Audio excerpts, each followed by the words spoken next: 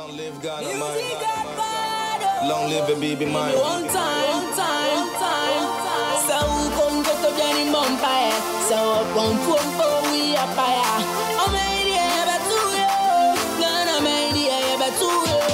Let me free Ghana. The man penny I would canoe your friend on the tank numa. Yeah, mini sign up when my dear number your mama. I send back up baby na mentia. I am in one. Here on the J fan who ye. Get Naraya Sassin here. I have what they did my Mojana Nana here. Gunya to her my head room in never to say a baby at once. Can I be a baby? I'm in a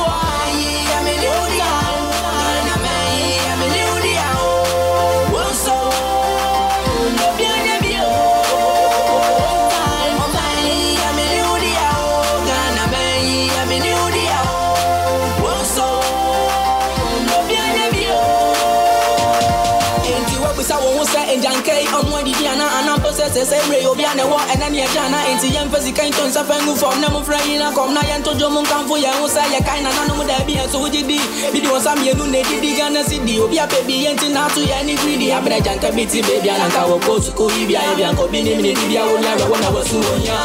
Rene Usima Baku and the Priatos and Kutia can answer what Parliament, Akonako, and I just say, I want to become a power man for Jankan Koya Bawan as a master baby, a woman from Goshabu some tower, and yes, I'm not Koti power, when I want to try a mind tower. Minyan sa seven ya bana ya kasakwa meyi ya na mi pauye sumuntie ngana mai mpana heye meyi ya meniudia ngana meyi ya meniudia woso no biane bio time meyi ya meniudia ngana meyi ya meniudia.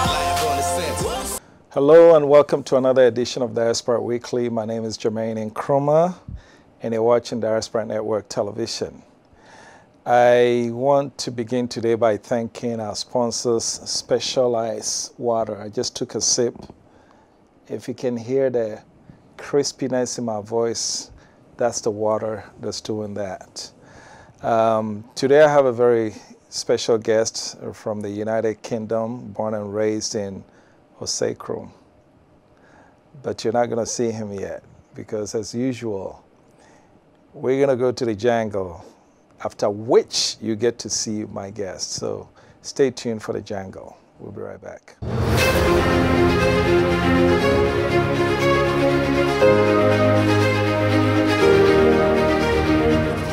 In today's jungle, I run into a video that got my attention about something, and I have to admit it actually disturbed me quite a bit. In the just recently ended awards, Grammy Awards, I believe, I think an actress from the United Kingdom, a black actress, was nominated, and it raised a lot of hoopla in the United States, because she was hired to play a role of Harriet Tubman, who was a big name in the Underground Railroad, the slavery, the fight for freedom and all that. And the African Americans are now raising a lot of questions. They're raising hell, so to speak, that role should have gone to an authentically African American actress, instead of an actress of African descent who grew up in the United Kingdom and who's playing that role. And guess who's leading that charge? It's a group called ADOS, A-D-O-S, standing for African American, let me get it right, American Descendants of Slavery, okay? American Descendants of Slavery, ADO. This group is actually seeking to divide black people in America, separate those who are descendants of slavery from other Africans who now live in the United States. And that got my attention. I've actually reached out to them. Hopefully I'll get to have a conversation with them on Diaspora Weekly. But here's the point. At a time when black people all over the world are coming together, Black Lives Matter, which resonated in the UK. There were protests in the UK, in Germany, all over the world. Now you have African Americans who are seeking to say, oh, no, no, no, no, we're different from those other black people, so let's drive something in between us. Really? At a time when black people all over the world are starting to get it, that your fight is our fight. And so in researching this group, there's a post on their Facebook that got my attention. This is a post by one Sandy Doherty.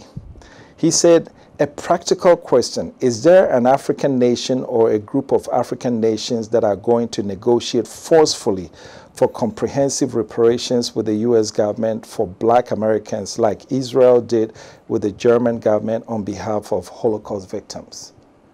This is a post. This is a question they're posting, and here's my response.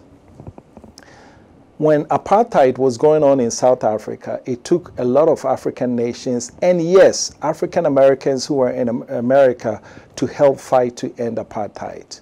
We fight together, okay? Now, this reparation thing that you're talking about, it's not America, United States government on its own is not going to do it. This fight, I see this fight going to United Nations. And it gets to United Nations, guess who? Africa has 55 votes. So to your question, is there an African nation or a group of nations that are going to negotiate? Do you think if reparations became a question on the United Nations floor, the African countries, 55 strong, are going to stand by and guess which direction they're going to vote? And so my question is, at a time that black people all over the world are looking to put it together, to fight together as one, is this the time that we want to separate ourselves?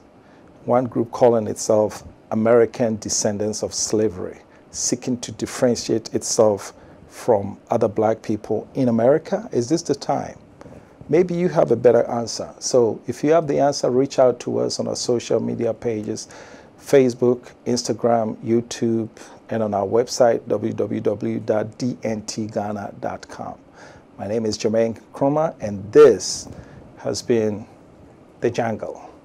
Stay tuned, and we'll be back to meet my special guest.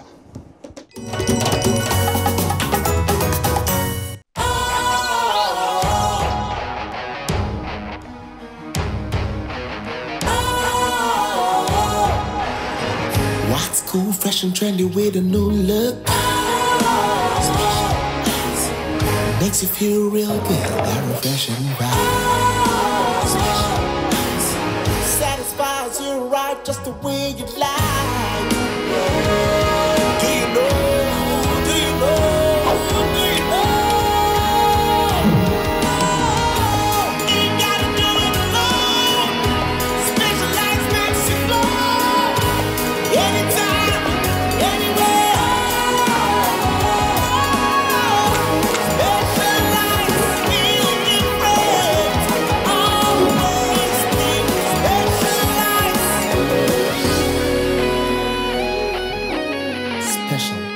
Natural mineral water. Feel different. Think special. This advertisement has been vetted and approved by the FDA.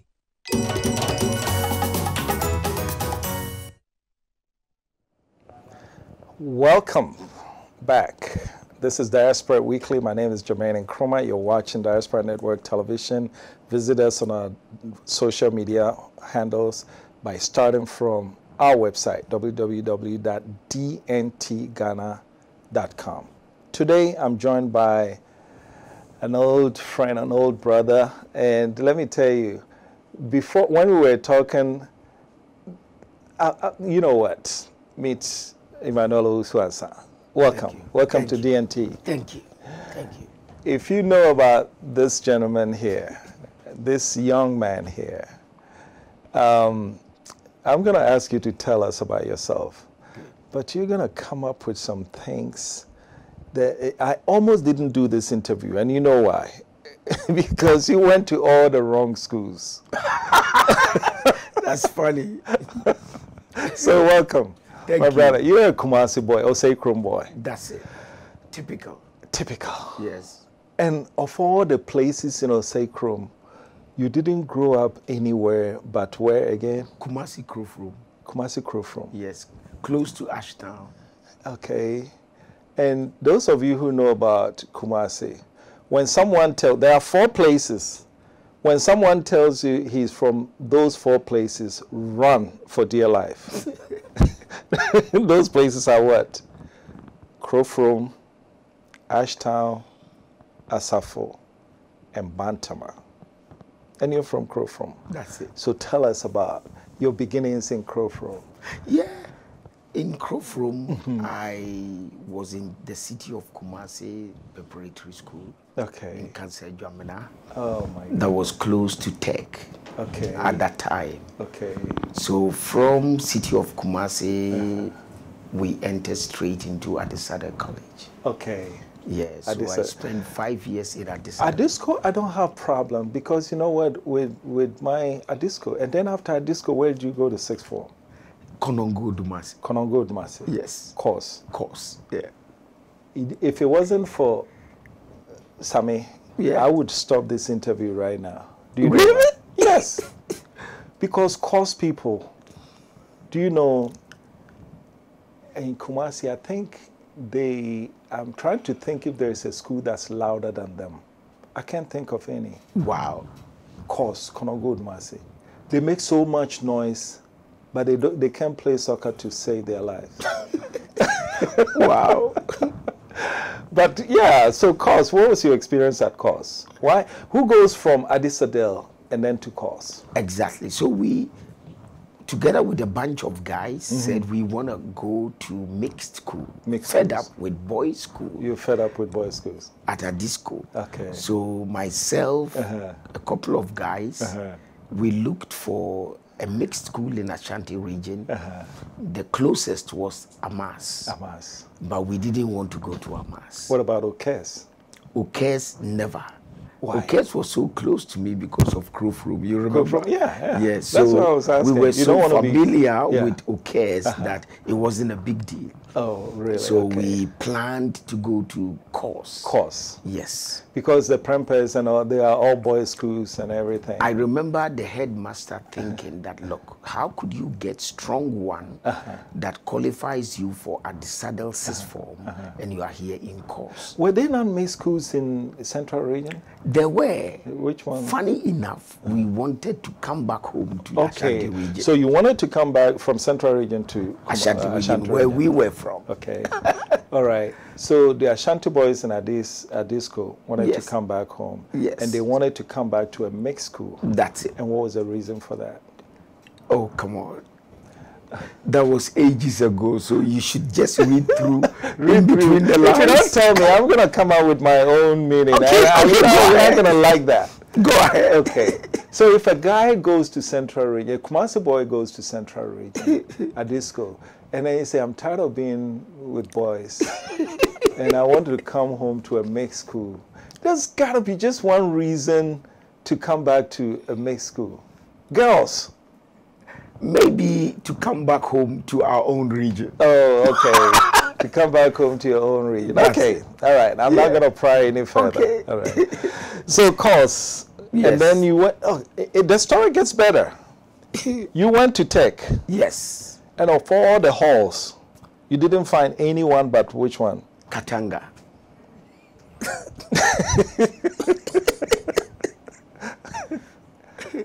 And who was your roommate? Kebuachi. Who is now COP Kofi Buachi. Okay. And your classmate in Adisco was who again? Ken Agyapong.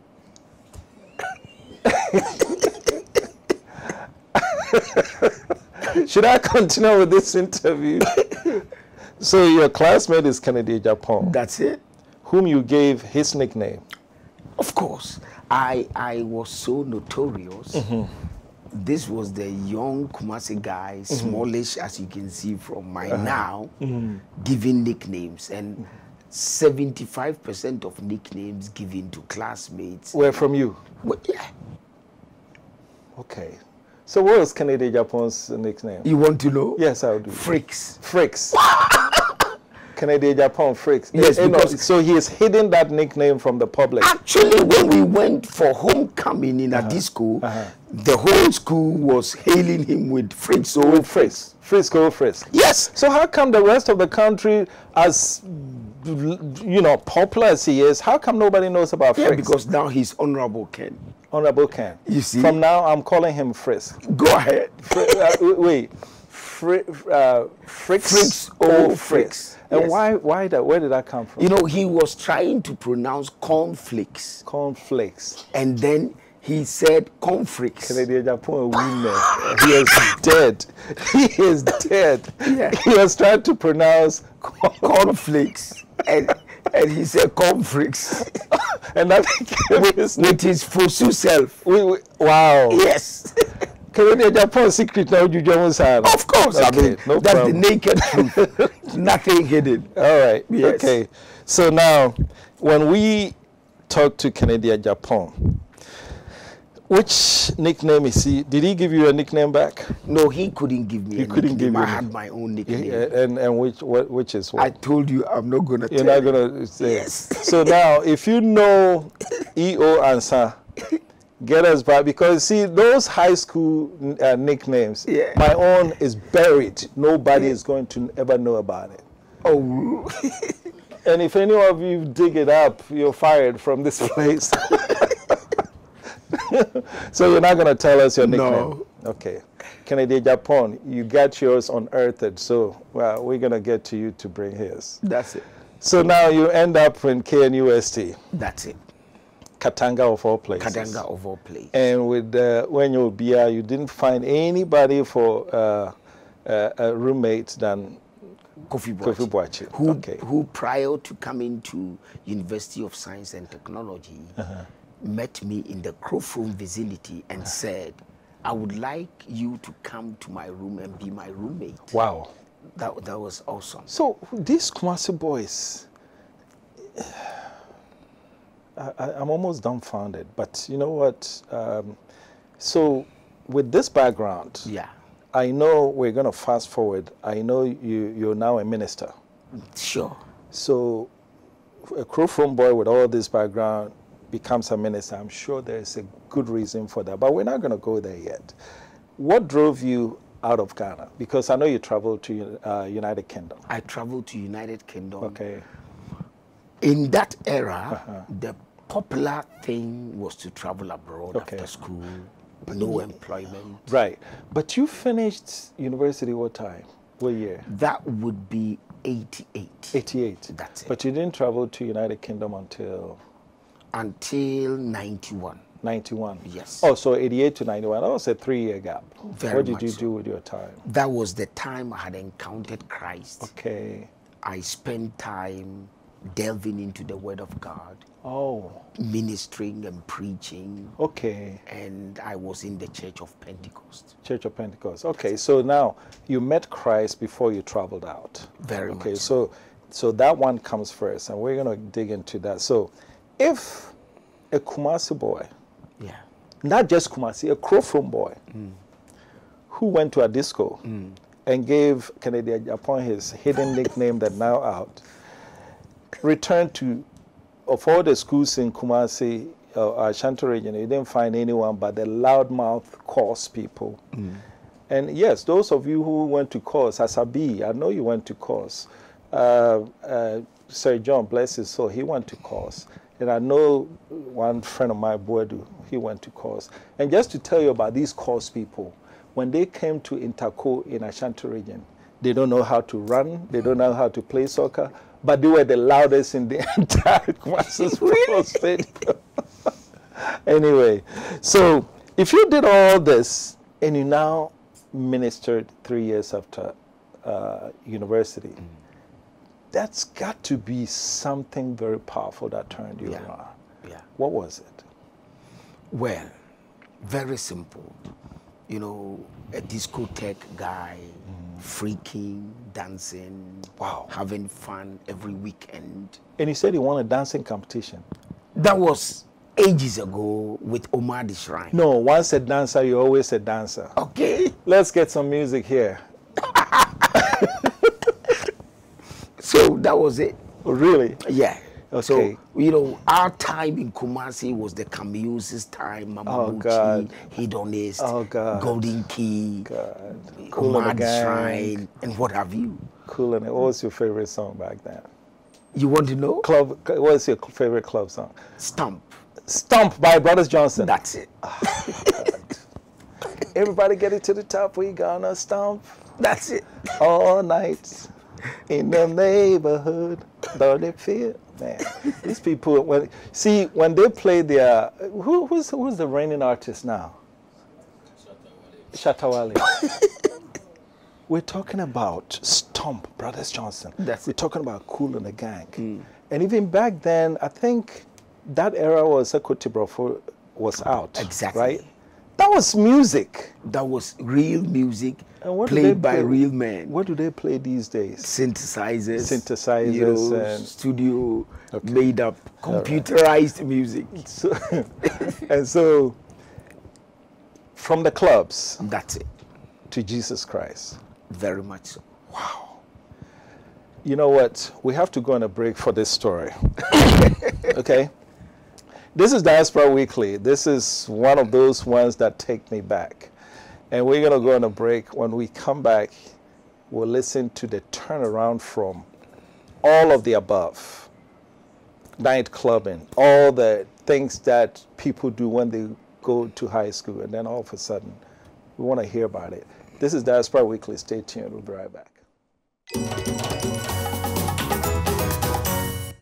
As the national regulator of the communications industry in Ghana, the National Communications Authority seeks to ensure an environment that is safe and fair for consumers and service providers. NCA grants licenses and authorizations for operation of communication systems and services, develops guidelines to streamline communication activities, establish and monitor quality of service indicators for operators and service providers. NCA is in 8 regions: Accra, Tamale, Takoradi, Kumasi, Ho, Koforidua, Sunyani, and Bolgatanga. Do you have unresolved complaints with your service providers? Contact us on 0800110662, 0307011419 between the hours of 8 o'clock a.m. and 5 o'clock p.m. from Monday to Friday, or visit our website at www.nca.org.gh and follow the procedure for filing a complaint or submitting enquiry. National Communications Authority. Communications for Development. Welcome back. This is Diaspora Weekly. My name is Jermaine Nkrumah, and I'm joined by E.O. Ansa. E.O. meaning Emmanuel Owusu Ansa. That's it. From UK with Jesus Christ. That's it. To Ghana. That's it. So before we went on the break, you were telling us that you had a very, very active youth. That's it. Both in high school and university. And then 3 years after university, you turned to Christ. That's it. What happened? Let me say this thing. You know, as we kept freaking, if I should use that word, we just saw a world that was full of joy and enthusiasm until my mother fell ill. Okay. And my mom was a strong mom, full of life. To see her sick from certain complications in her heart was very, very disheartening. Okay. There I saw life on a different plane. Okay. The mom, as robust, strong as she was, now sick, calling on the doctor every day. Most times we had to accompany her to the hospital. I think I started thinking that life wasn't as straight as it was. Right. And that is where I started reading the Bible, because anytime she would have the stresses of the same sickness, we had to call on someone to pray. I said, why couldn't I pray for my own mom? Yeah. Why am I not powerful enough to be the one to pray for her? It sent me thinking. Yeah. So I got an inquiring mind, a seeking mind, to kind of find out where the source of power was. You know, I was raised by my mom, married to a very rich man. Mr. And the father was at that too time. busy to even... Too busy to be close. I don't even want to ask you how many kids, how many are your That was siblings? 36. Oh, let's leave that for another day. 36. Good. If you're one of 36, you're not going to have father time. And 36 with different moms. Moms, right. Exactly. So which means the mom, it fell on your mom too.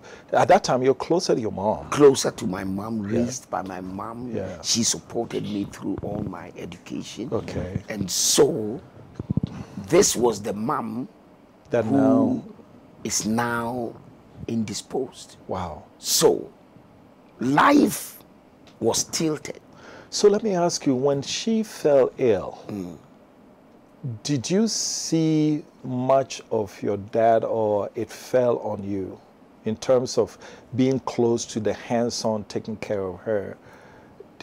Was your dad in the picture, or you were Daddy close? was in the picture, bigger sisters was in the picture. I was very young as at that time, Okay. being one of the favorites of my mom. No, usually we don't say things like that, but Yeah. first boy of my mom, I was so dear to her because girls started. Okay. 3 girls started Before you and came I along. followed. Okay. So with me, always the guy learning, Yeah. educating himself. Yeah. I was hit by the incident, Yeah. and that is what got me thinking Okay. that, come on, the world is not as straight as we think. Were your older sisters looking at you? Because there's this tendency that in our family structure, even when the sisters are older, they tend to look at you differently as a boy. Was that the situation with you? Well, they all saw the favorite of Mama, Okay. who just got a first boy out Okay. of 3 girls Okay. preceding. So Okay. it was no news. Okay, I very mean, good, it was very obvious. good, very good. Yeah. And so, how did that? I mean, first of all, is your mom still alive, or Dead and dead gone, and long gone time. around that Yes. time? Yeah. So the sickness took her from you. It took her after some time. Some time. Yes. Okay. Yes. So throughout, that's when you turned to Christ, and That's everything. where I Yeah. obviously turned to Christ. Yeah. But most people would have said that. Most people would have been angry at Christ, because if her sickness got you close to Christ, and Christ couldn't save her in your book, why weren't you upset at Christ? Most people would have turned and gone the other way. Why did you stay? That is the truth. But in discovering Christ, there's more to the blame game. Okay. Where mommy is sick, things happen. Okay. Bad things happen to good people, good things happen to bad people. Right. In Christ, you must master that understanding. Okay. That, sickness and death means nothing in light of the salvation Right. that delivers to you eternal life. Yeah. But you see, I'm trying to understand that you were young at that time. Very young, yeah. You were a party boy, Yeah. young. The sickness brought you to Christ. There's still something beyond that kept you in that fold. That's it. And that's what I'm trying to get to, because all of us have faced trauma before. All of us have gone through hard times, and during that hard time, we turned to Christ, and we're very Christian at that time. But soon as we go through that ordeal, back to normal. You see what I'm saying? That's it. But you stayed. Why? Maybe I was educated. Maybe I had the head to really discern that sicknesses could come through hereditary. It could happen through eating habits.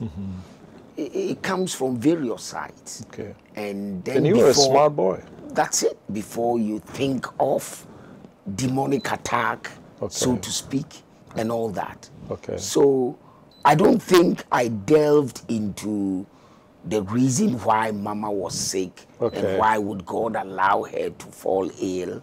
I was not deep in the faith by then. Okay. I couldn't blame God for what was happening. Her sickness really was changing my world, because I just could see that the world is not as straight as people think. And today, as we speak, somebody is listening, and they must know that life is not a straight line. It goes through vicissitudes. Okay. And you've got to understand that only Christ can show you the way and give you a better perspective as to what life stands for. Okay. So after your mom passed, Yeah. did you ever set foot back in a club?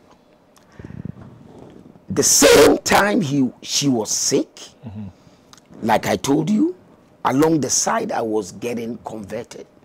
So once she was gone, I was already changed.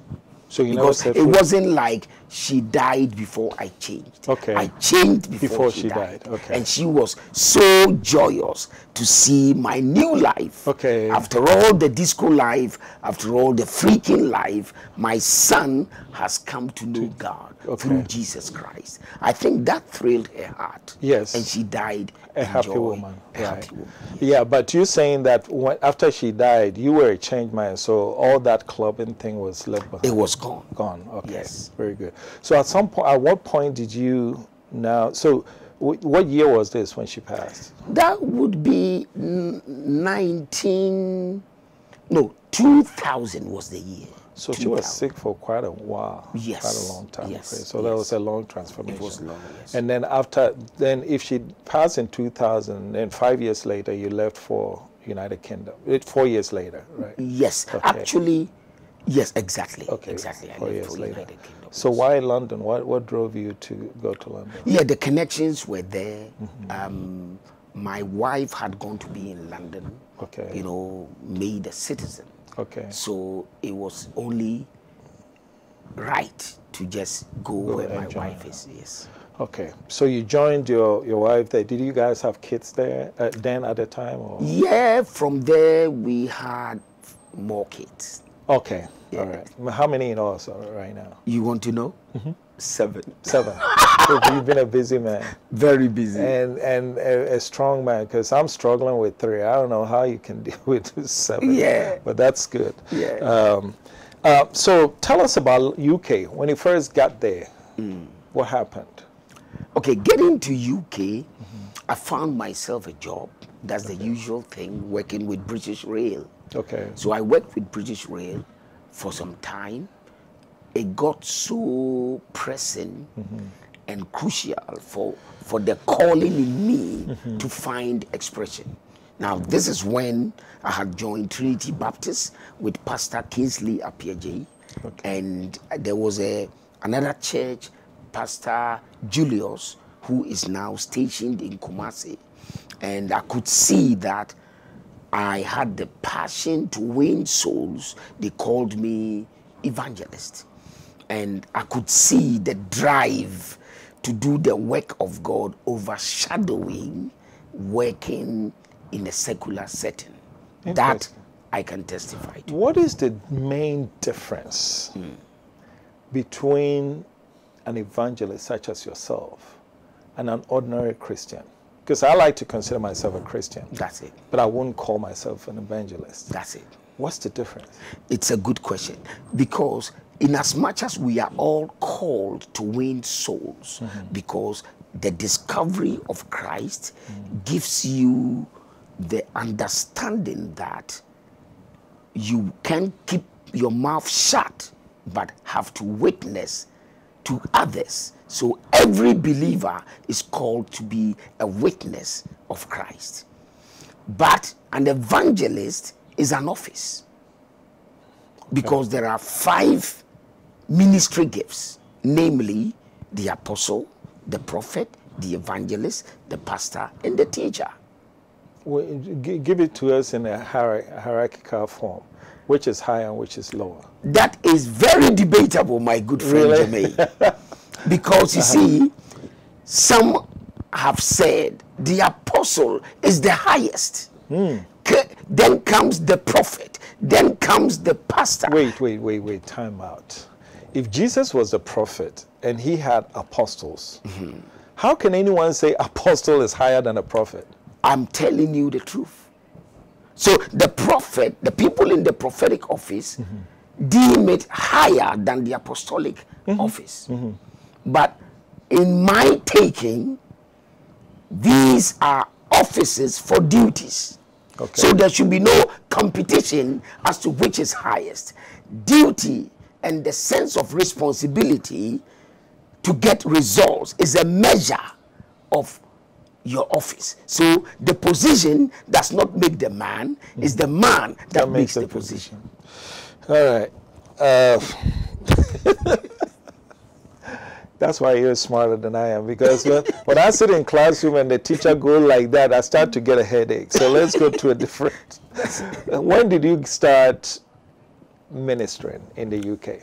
Okay, so I should say 2004.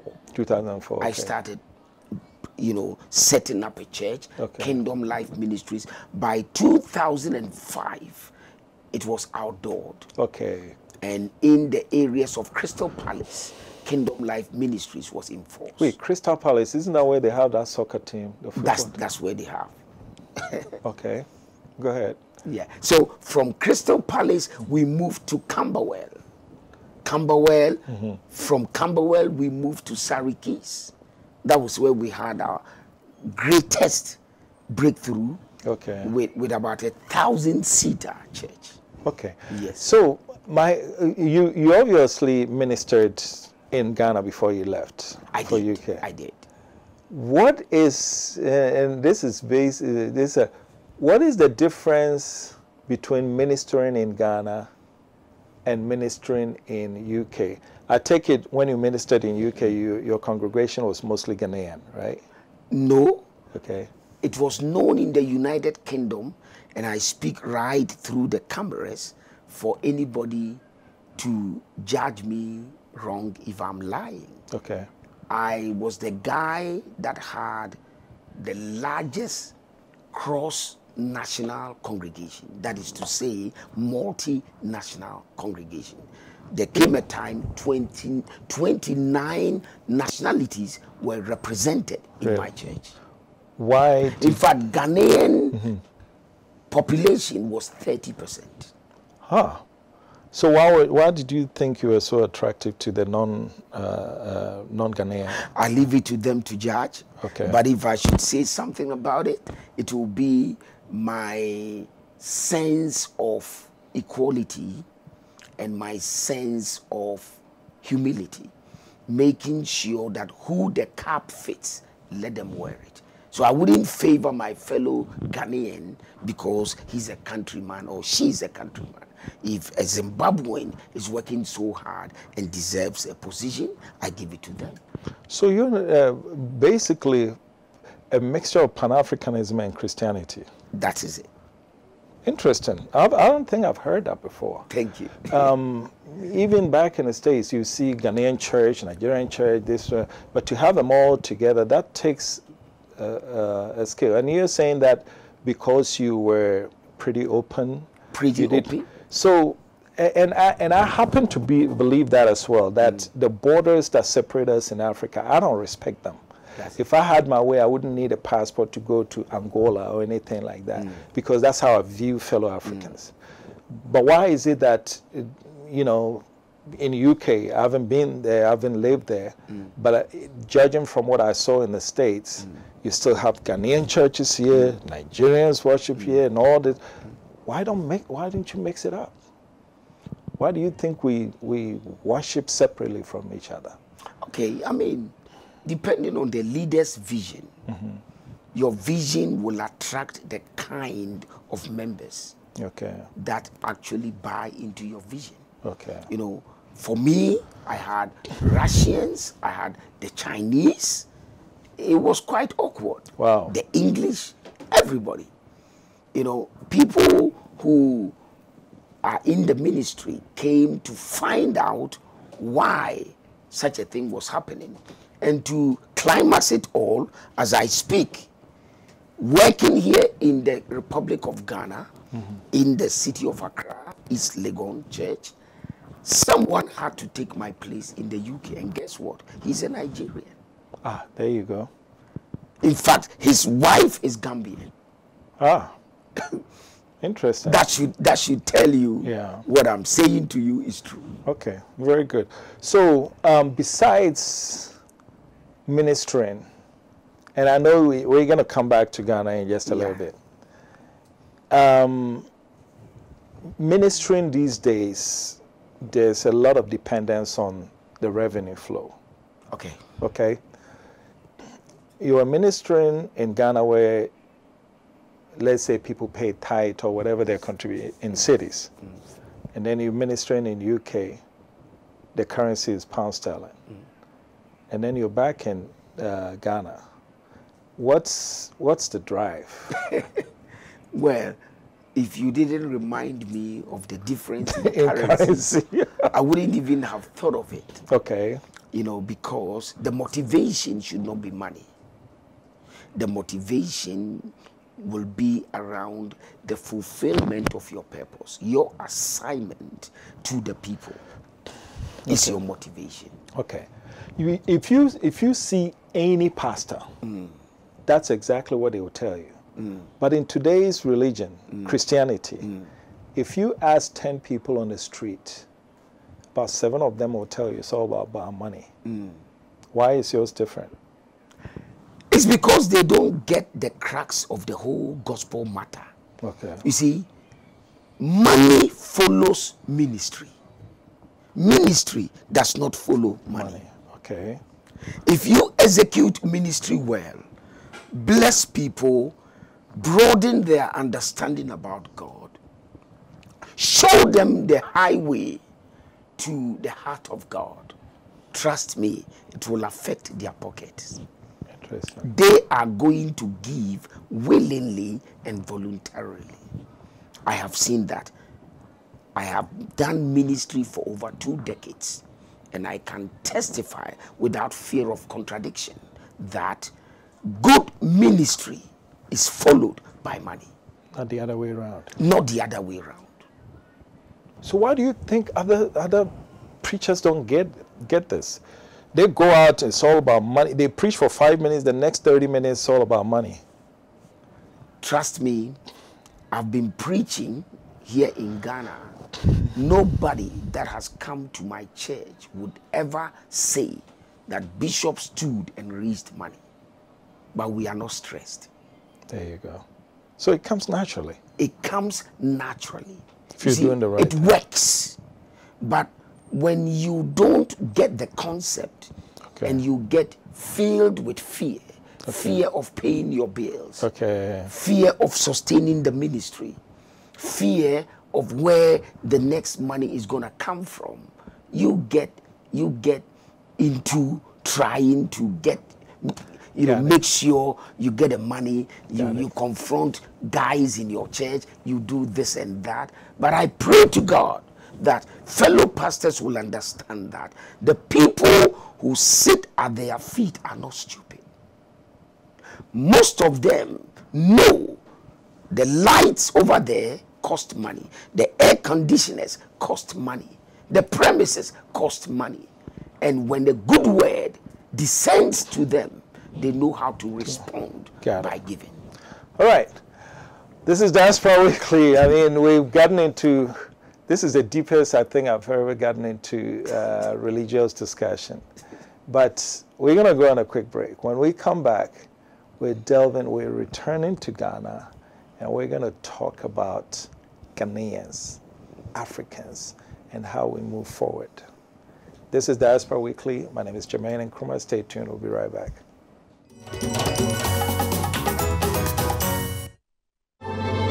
News in various languages around the world. The government, through various Ghana Fest, live in Chicago, Illinois. Japan's Prime Minister Shinzo Abe gets the last laugh. Our correspondents, your eyes and ears around the globe. The UK inches towards the expiry of extended lockdown. There is some anxiety as everyone returned to Germany because no one really knew when. Police student Haritia Lusamba, who was tapped today in Telegram. Today is the second day of the National State of Emergency in Liberia. This is Obaya Ejewa reporting for DMT News from the United States of America, focusing on the New England area. We will serve you with relevant events on Africa.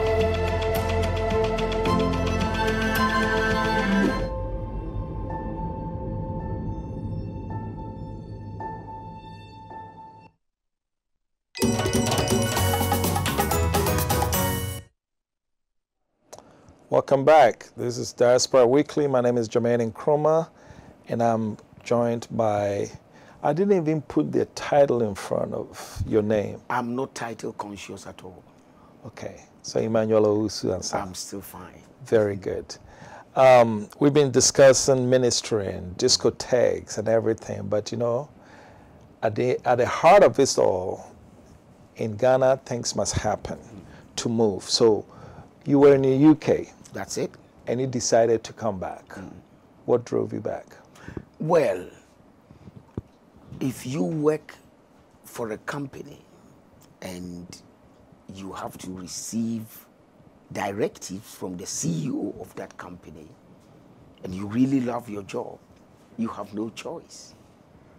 The Church of Jesus Christ has Jesus as the CEO. He said, I will build my church and the gates of hell shall not prevail. Now, if you are submitted together with your church under the jurisdiction of Christ, you've got to hear his voice and you've got to know his directives. So I know I heard from God to move from the United Kingdom exactly at a time that I would have a dependable takeover, a trustworthy person to really look after your back. There you go. Okay. So what lessons have you learned since you came back? Any shocks? Of course, there's a cultural shock there. But the words I heard were clear. My church is suffering from 4 demonic attacks. In Ghana? No, in the UK. Okay. In the midst of the pandemic, I heard the voice of God that I'm sending you to the nation of Ghana, and for that matter, to the continent of Africa, because my church is suffering from 4 demonic attacks. And what are they? Number 1, ignorance. Number 2, superstition. Number 3, tradition. And number 4, religion. Okay, now you have to explain that. Okay, so talking about ignorance, you see, it is all about Isaiah chapter 5, the verse of 13. My people have gone into captivity because they have no knowledge. So the church is not knowledgeable. We've come to a place where people are trying to replace God before the congregation. Why? Because the members of the church don't have knowledge. When you don't know what to do, anybody will tell you what to do. That is why there are so many things called directions, and we tell you what to do. It has raised false prophets, brought them onto the scene because the people are ignorant. Okay. That stands for ignorance. All right, then comes superstition. You see, the difference between what to use wisdom for and what to use prayer for is very relevant. So superstition is where you over spiritualize things. You see a housefly, you think you are under attack. You don't even check your environment to see it's attracting houseflies. Oh, can you say that again? Everything happens, it must be this. It must be devil, it must be demons, it must be this. Yeah. And we've got to understand how to draw the line between the things that demand knowledge and wisdom and the things that are demonic and spiritual. So of the bad things that go on, I mean, there is no clear-cut answer to this. Yeah. But you've got my attention with this because I happen to believe that sometimes we give the devil too much credit. That's the truth. All right. So how do we tell the difference? How do we tell what's just a freak accident and when something is really going on? Well, you are trying to now get me to preach a whole sermon. And I don't think we have time enough to preach a whole sermon. Right. But the truth is, my people are so superstitious. And I say this plainly and bluntly. That is why they get bullied by so-called false prophets. Because they make everything spiritual. If you trip and fall, they say, that was one. So come and let me pray for you. Exactly. You see, but life is on a physical plane. Yeah. The dilemma of life is that we live in a physical world faced with two spiritual worlds. One is the world of light and one is the world of darkness. And we are supposed to be influenced by one of them. And that is whether the light, the kingdom of light, which is headed by Christ, or the kingdom of darkness, which is headed by the devil. Okay. So due to time, what's the third one? The third one is tradition. Tradition. Okay. Tradition is the old systems set by our fathers, which we have no choice but to follow. Example? You see, the fact that you are born a Muslim doesn't mean you should end up being a Muslim. You've got to investigate the source of your faith and where you are going. By the same token, I would say the fact that I'm born a Christian doesn't mean I have to die a Christian. I can go to Islam. Go ahead. You're fine with that? Talk. Of course. Okay. Okay. All right. Yeah. The fourth is religion. Okay. Religion is man-made rules designed by man in an attempt to seek God or discover God. Okay. And that is very, very dangerous because it may be contradictory to the word of God. Because I've always, when the verse, I think it's John 14, is I'm the way, the truth, and the life. That's no man goes to the Father except by me. That's it.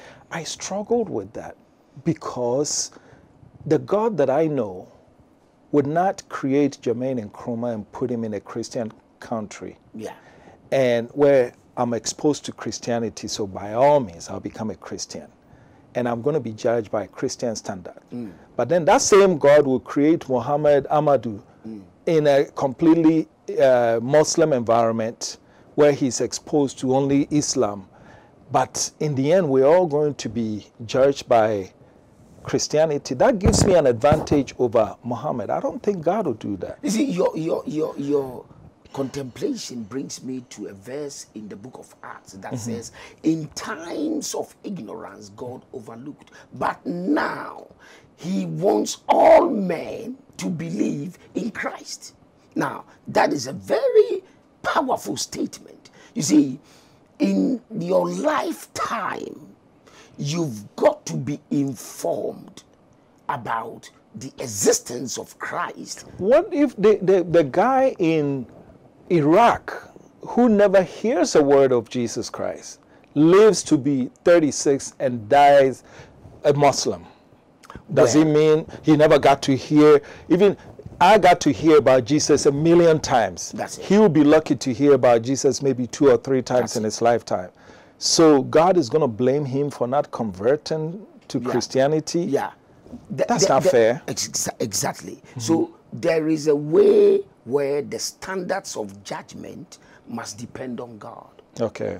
And I don't want to get into God's mind to discover his scheme of judging who didn't hear about Christ. Okay. Let's leave that to him. All right. But we are commissioned as believers to lift a voice of evangelism that announces Christ to every man and invites every man to come to the knowledge of God. Okay, so what's the final, the fourth one? The fourth one is religion. Religion. As I said. So religion is man-made rules designed to help man to find God. That is outrageous. Nowhere in scripture is that valid. Christianity and true Christianity is God seeking man. Interest. Very good. So we're almost out of time. But I have to ask you this. You went to the diaspora and came back. What message do you have for Ghanaians in the diaspora? And let me qualify this. If you talk to the Ghanaian abroad, the doom saw this, the street lights are broken, the potholes, I can live in corruption. But the Chinese are coming. The French are coming. The Americans are coming. They see something. In spite of all that, they're coming, investing, and reaping profits and going back. Why is it that they see it, but we Ghanaians don't see it? That's the sad fact. Now, I can summarize the answer to your question in a statement. Every problem you see in Africa is business. Okay. We only have to wake up and smell the coffee. Okay. We've got to know that every problem we come across, whether it's open gutters, whether it's mosquitoes, whether it's lack of protocol or lack of customer service or corruption, bribery, everything is business.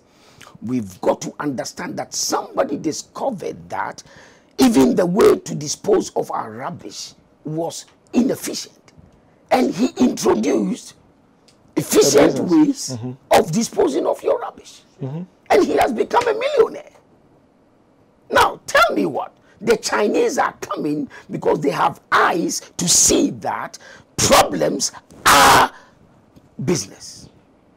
Business opportunities. Business opportunities. Yeah. So, if you tell me what I see money. I see business. I see prosperity. I see progress. I see increase. Wow. We just have to wake up and open our eyes. Again, believers who claim to be connected with God must be enlightened by the Spirit of God enough to lead in our societies. Very good. Very good. Well, I'll tell you what, this has been great. Our final area of question is, when you look in the future, what do you see? Ghana, I mean, everybody, we have issues. Every government faces criticism. You're not doing this. Take me, close your eyes and tell me, Ghana in 2030, what do you see? Ghana in 2030 is going to be great. It's going to be great because when we are fed up with what doesn't work, we will rise up to the occasion of looking for what works. And I see that we are being fair. The last election taught me a great lesson. For confidentiality reasons, I can't say everything here. Right. But Ghanaians saw that it's not the loudest voice that gets the votes. But people have now grown to see in between the lines who they should vote for. I pray to God that Ghanaians will not sell their votes for Chalewate. They won't sell their votes for mere currencies of money or dollars, but they will just be truthful to themselves, out of integrity, to know who their leader is. So what do you say to prophets who predict elections? You know, I am not for that. You see what it is? We are not called to predict elections. So you didn't make any prediction? Subject to votes. You did not make any prediction? Never.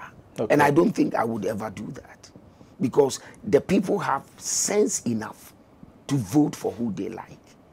And to find that maybe the prediction is not born out of any type of spiritual realization, but all based on this. How does that make you feel? That's appalling, because you see, I told my kids, my wife, that Donald Trump would lose. And that doesn't make it any special.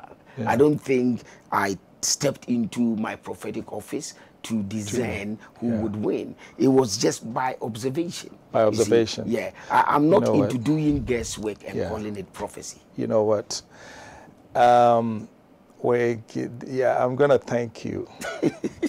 You couldn't have ended this interview on a better note than the fact that you predicted a Donald Trump loss. So, Ansah, thank you for being a part of Diaspora Weekly. My name is Jermaine Nkrumah. This has been one of those that just opened your eyes, taught you things. I felt like I learned a couple more things about Christianity than I did before I first came here. And for that, I want to thank you for joining us. And for you watching, we thank you for watching Diaspora Network Television and Diaspora Weekly. Visit us on our social media handles, starting with www.dntghana.com, our website. And then from there, you can click on our YouTube page and all those pages and interact with us. We're the station that's Pan-African, truly Pan-African on the face of this continent. And we're also globally diaspora focused. So come join us. Let's build this together. Eo. Thank you. Thank you. Stay tuned. Long live Ghana, man. Long live the baby, man. One time. So come go to Jenny Mumpire. So come we are fire. I'm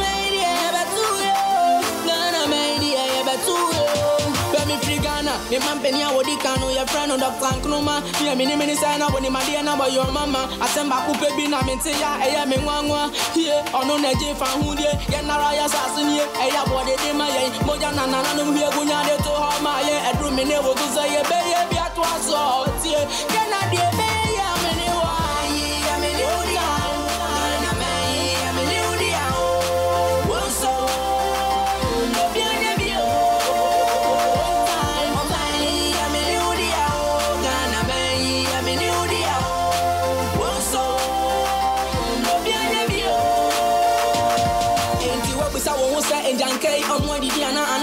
Say Ray Obiana and then Jana and the young physical tons of Fangu from Nemo Frayina, come Nayan to Jomon Campo, Yahusa, Yakina, no Dabia, so we did video some year, they did Ghana City, Obia baby, and now to any greedy, Abrajan Kabiti, baby, and our coach, Koibia, and Kobini, Libya, when I was so young.